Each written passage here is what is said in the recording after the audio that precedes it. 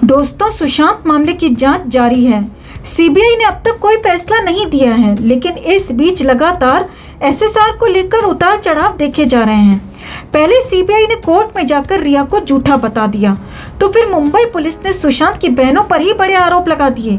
लेकिन इस बीच पहली बार, जी हाँ, जेल से निकलने के बाद पहली बार रिया चक्रवर्ती सामने आई और रिया ने सुशांत को लेकर मुंह खोल दिया है। रिया ने 8 जून की लड़ाई की बात मान ली है, तो वहीं 13 जून को लेकर भी कह दिया है कि हाँ, मैं घर से बाहर निकली थी। रिया ने सुशांत केस में कई बड़े कबूलनामे कर दिए हैं। हालांकि यहीं पर रिया चुड़ैल ने चालाकी दिखाते हुए खुद को बचाने की कोशिश भी कर डाली। तो जेल से निकलने के बाद पहली बार रिया क्या बोली, रिया ने क्या किया कबूलनामा और क्या है बड़ा खुलासा, आपको बताते हैं सब कुछ। लेकिन पहले हम आपको एक बार फिर याद दिलाना चाहते हैं कि रिया वही नागिन है दोस्तों, जो सुशांत को खा गई।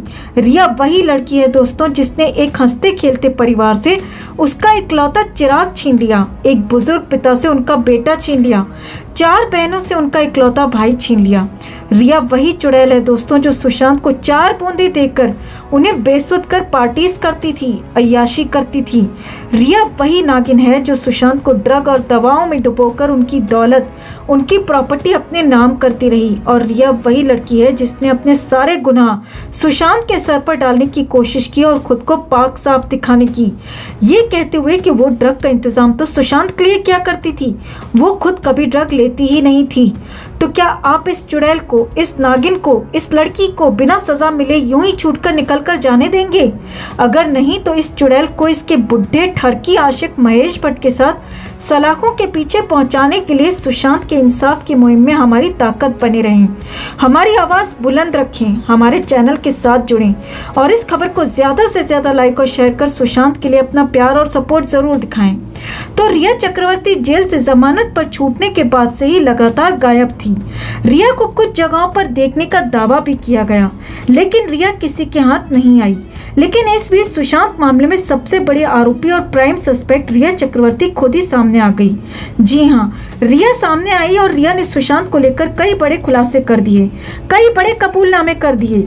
रिया ने अपने वकील मान शिंदे के जरिए कई बातें कही हैं, कई खुलासे किए हैं। तो वो कबूलनामे सिलसिलेवार तरीके से आपको बताते हैं। तो सबसे पहला और बड़ा खुलासा यही है दोस्तों कि रिया चक्रवर्ती ने 8 जून को सुशांत और उसके बीच में हुए झगड़े को मान लिया है। जी हाँ, सुशांत और उसके बीच घर पर झगड़ा हुआ था और झगड़े के बाद ही रिया ने सुशांत का घर छोड़ दिया था। अब इस झगड़े की कई वजहें हैं और सबसे बड़ी वजह है ड्रग। जी हाँ, यही सबसे बड़ी वजह है। यहाँ तक कि रिया का भी कहना है कि ये झगड़ा ड्रग को लेकर ही हुआ था। अब यहाँ पर हालांकि ये साफ नहीं हो पाया है कि रिया जबरदस्ती क्या सुशांत को ड्रग देती थी और क्या सुशांत ने उसे लेने से मना कर दिया था, तो क्या झगड़ा उसी वजह से हुआ था। लेकिन रिया चुड़ैल का कहना है कि सुशांत की बहन प्रियंका की वजह से झगड़ा हुआ था, क्योंकि 8 जून को सुशांत की प्रियंका से बात हुई थी और रिया के मुताबिक प्रियंका को पता था कि सुशांत की मानसिक हालत ठीक नहीं है और उसके बाद ड्रग को लेकर झगड़ा हुआ था। अब आगे बढ़ने से पहले इसका मतलब समझ लीजिए। अब रिया ने पहली बार कबूल किया है कि 8 जून को झगड़ा हुआ था। अब ये झगड़ा असल में किस वजह से हुआ था, इसका पता लगाया जाना बेहद जरूरी है, क्योंकि इसी झगड़े के बाद रिया सुशांत के घर से चली गई और फिर सुशांत के साथ 14 जून को वो सब कुछ हुआ। यानी ट्रिगर पॉइंट या 8 जून का झगड़ा हो सकता है। अब आगे देखिए, चुड़ैल रिया ने दावा किया है कि 5 डॉक्टर्स ने सुशांत को लेकर सलाह दी थी और दवाएं खाने को दी थी। अब रिया ने यह भी कहा है कि सुशांत ने डॉक्टर्स की बात को मानने से ही इनकार कर दिया था और इसे लेकर भी सुशांत के साथ घर पर तनातनी हुई थी। अब यहाँ पर समझने वाली बात यह भी है दोस्तों कि उन 5 डॉक्टर्स ने सुशांत को क्या दवाएं लिखी थी और क्या वो दवा सुशांत को ठीक करने के लिए ही थी या फिर वो दवाएं सुशांत को और ज्यादा बीमार करने के लिए थी, जिन्हें सुशांत ने खाने से मना कर दिया था। और सुशांत ने रिया की बात नहीं मानी थी और उसके बाद ही रिया सुशांत का घर छोड़कर चली गई। अब रिया खुद मान रही है कि सुशांत ने उसकी बात नहीं मानी, इसीलिए वो घर छोड़कर चली गई।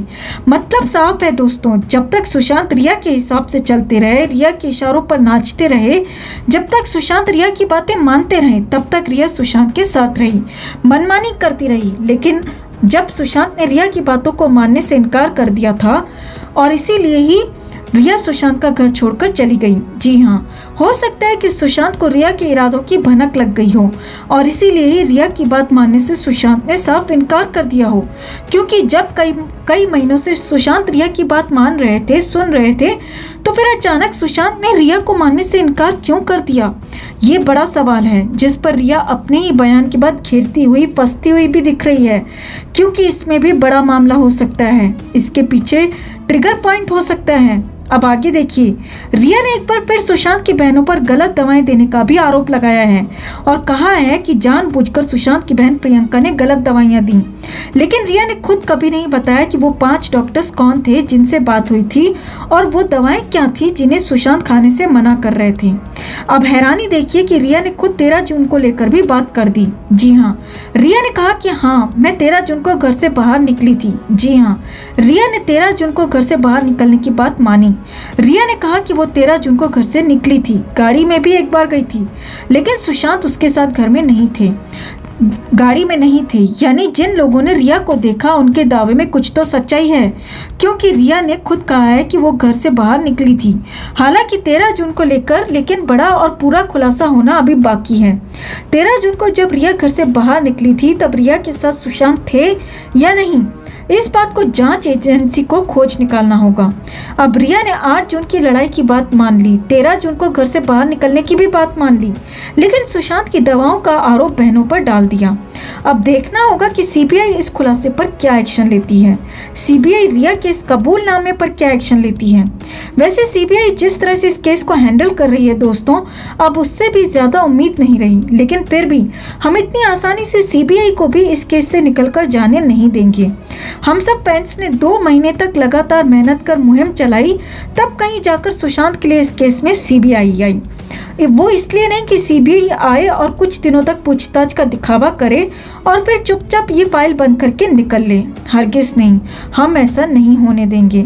न खुद चुप बैठेंगे और न ही जांच एजेंसियों को ही चुप बैठने देंगे। हमें सुशांत केस पर अपडेट चाहिए, हमें सुशांत के लिए इंसाफ चाहिए। अगर आप भी यही चाहते हैं दोस्तों, तो जस्टिस फॉर सुशांत के लिए इस खबर को ज़्यादा से ज़्यादा लाइक और शेयर कर अपना प्यार और सपोर्ट ज़रूर दिखाएं। साथ ही कमेंट कर अपनी राय भी शेयर करें। हर अपडेट के लिए बने रहें हमारे साथ, क्योंकि आप हैं तो हम हैं।